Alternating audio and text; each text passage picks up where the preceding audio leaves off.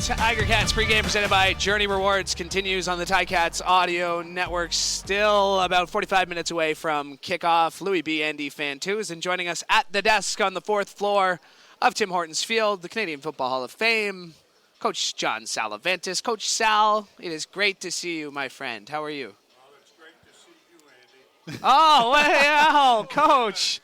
We had to mute you on that one there.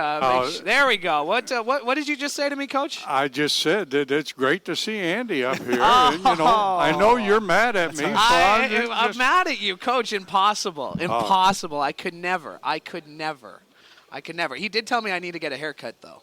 Yes, that was true. Haircut and a shave, apparently, is what I need. Has this always been the banter between you guys, or is this a new thing now that you're phasing out of this position? You know what? I was at McMaster, and I went back to our days, Coach, of coming, being there, and it's a lot of fun at training camp, and a lot of decisions to be made for this coaching staff. I think it's a lot of decisions have to be made because of the ratio. With the changing of the hash marks, you're changing a whole lot of what you do. Everybody talks about the defense, but on the offensive side, the wide receiver has always been a Canadian. And now I'm going to see more and more teams try to play Americans at all receiving positions. And therefore, they have to change the ratio somewhere else.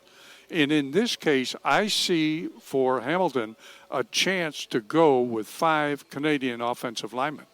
When we get Chris Van Zyl back and we move Sack over to the left side, you now have Woods-Manny coming back. If Fontana can hold up at the center position, you could go 5 Canadians on the offensive line, which would really make your ratio much, much better. And we talk about the offensive line and Brandon Revenberg. I mean, really, there's not much more that can be said about him that hasn't been said. He is a workhorse. He is a leader in that room. Not the most vocal guy, but for all these younger players, for the new players like Saxlett and Fontana, for the draft picks like Nicolas Guay, there's a lot to be learned, not just from Van Zyl, but Revenberg too. Absolutely. And it's always been my thought, and it was always my experience, that the veteran players are the best teachers. The coach is there to direct the overall, but not get to the nitty-gritty and the minute stuff. That goes to the veterans. The veterans will take care of the young guy coming up. Everybody says, well, he's trying to take your job. That's not the case. The case is that if you want to be really good at what you do, your veterans have to be the leaders. So true. I want to just touch on what you said because about the receivers being Canadian. Take a little bit of just had a second take that one. But when you have a team like a roster like the Ticats, you have a couple Canadians that are eager to get their chance. You have David Unger, starter coming back from last year. Tyler Chinowski was kind of in that backup role all year long. Has been really outstanding in training camp. Got nicked up a bit, but and then you're bringing in a guy like Lamar Durant. You got some Canadians who are coming in to compete at that position. So it's a good problem to have. I don't disagree with you that we might see more offensive linemen, but you're seeing a lot of talent at the receiver position, not only in Hamilton but across the league. That really, it's not but he's a Canadian. And he's a Canadian.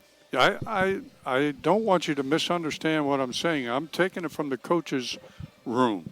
The coaches are sitting there in the offensive room saying, what is our best possible scenario?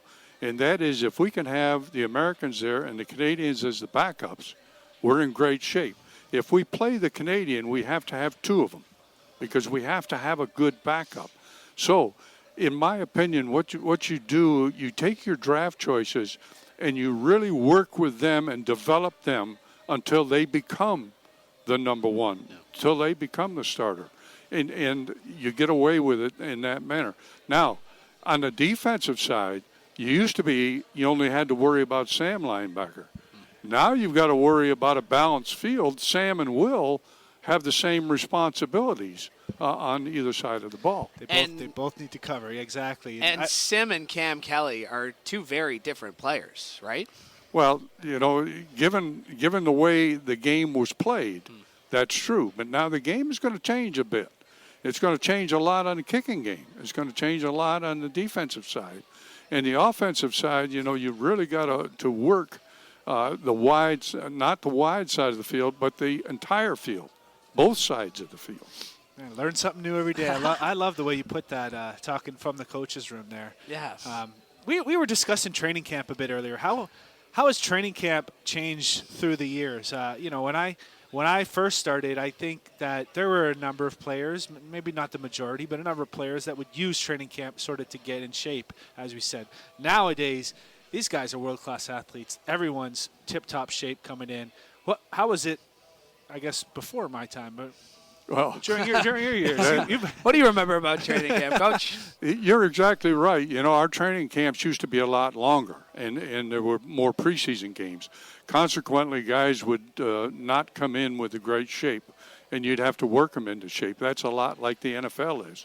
But now, as you say, these guys are world-class athletes. They come in ready to play, ready to run, ready to do the things necessary. But at the same time, in my opinion, 2 preseason games has never been enough. It's always been a bone of contention with me because I have to, as a coach, pick my players. And you're giving me a guy on the field, he may get 5 snaps in a preseason game, and I've got to make a decision on him. That's not fair to the player. It's not fair to the coach. It's not fair to the organization. What are you watching in this game, Coach? Well, what I want to see out of this game, I mentioned the kicking game. You've got to have a good kicker, number one, because the ball now, you've got to be able to punt inside of the 15-yard line, not the 20-yard line.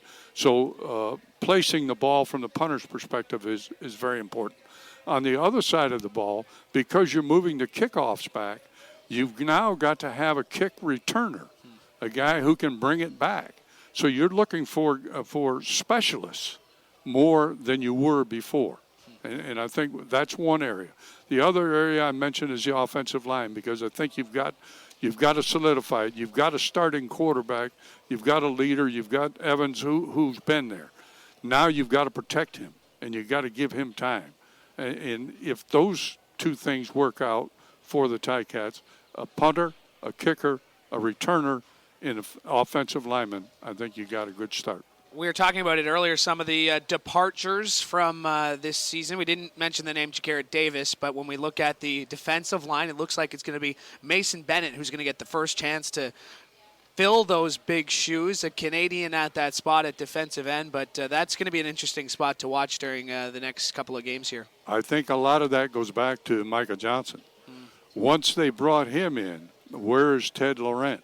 Now Ted Laurent becomes a veteran Canadian backup. And so you've got to have another Canadian in that defensive line somewhere. That has to be Bennett. That's why they play Bennett at that end. You can back him up with a DI guy, but at the same time, you're not going to take Micah Johnson off the field. So, Teddy Laurent's in a tough spot. And Wynn on the other side is the other cog in that defensive front that's very good. So, again, it goes back to specialist play. If it's a run game, do we go to a 5-man line and bring Teddy Laurent in to that 5-man rotation? If it's a pass situation, do we take him out and let the other 4 guys make the rush? Nikola Kalinic no longer here. He's a signee of the Indianapolis Colts, so an open spot on the football field at that fullback spot, and looks like it's going to be 2021 first overall pick Jake Burt who gets the crack at that. But I'll admit I was at camp. Burt looked great in that spot, but so did Felix Garan-Gauthier, and they're 2 different body types for that spot, 2 different guys, but I really think that's going to be an interesting. How do you see that battle shaking out? Well, because I haven't seen enough of them, as you know, Louie, but as the offense develops, are we looking at a fullback or a tight end? We're really looking at a tight end because the old days we had a fullback. Fullback, tailback was a combination. Now you use him perhaps in a blocking situation, but you use him as a tight end because of the balanced field. Now you unbalance the defense by putting the tight end up on the line of scrimmage. Now the defense has to make an adjustment. Yeah, and Felix Garan-Gauthier, he came into. We're talking about coming into camp in shape. He came in. Andy, I know you were around there. He looks good to go. He's had a ton of reps because, like you said, there's only 2 at that position in camp, and Jake missed a couple practices, so Felix was getting all the reps, and he was up to the challenge. Coach, what does the playbook look like in a game like this? Well, that's difficult to say because you've got a rotation of players. Every coach has to sit down and say, okay, I'm going to rotate this guy, etc. And then all of a sudden you're in scoring position and the head coach says, let's go for it here. Oh, there goes the rotation. It's out. So, really this game is more about how much do you get out of a player? Is he disciplined? Does he play the position the way it's supposed to be played? Does he stay within the framework of the offense or defense that's set up? So, overall, to me, it still comes back to put your best 7 Canadian players on the field, your starters, get them organized, and then build around those players because that's the way the game is going to go no matter what. And you got to remember this. It's not about the X's and the O's. It's about the Jimmies and the Joes. It's about the people that you're putting in those positions. Before we let you go, Coach, the secondary, it's one of those position groups that's been talked about a lot during camp because there's a lot of talent there, and we said there's only so many spots on the football field. Richard Leonard is back. Tunde Adeleke patrolling that free safety spot. What are you expecting to see out of this group today and this season? Well, I would think that this group, instead of having a boundary corner that plays a lot of man-to-man, I think you could play a lot more zone. You could play a lot more different plays, different situations where you're half man, half zone. Where your free safety is in the middle one day and on the line of scrimmage the next. So, this is a veteran group. As long as Adeleke can give them the organization that they need in the secondary, they could play a lot of different coverages. And there's a lot of trust in that room as well because there's a lot of talent there too, right? And you can kind of know you can understand what the other guy is thinking before they even think it. So yeah, and you go back to the idea, if you trust men, they'll be true to you. You got to trust them. You can't put them out there and then come back afterwards as a coach and say, I told you. That doesn't work. You got to trust them to understand and to do the job the way it's supposed to be done. A very poignant way to end the sentence or end the segment here, Coach. Really appreciate it. Thanks for stopping by. Oh, you're more than welcome, Louie.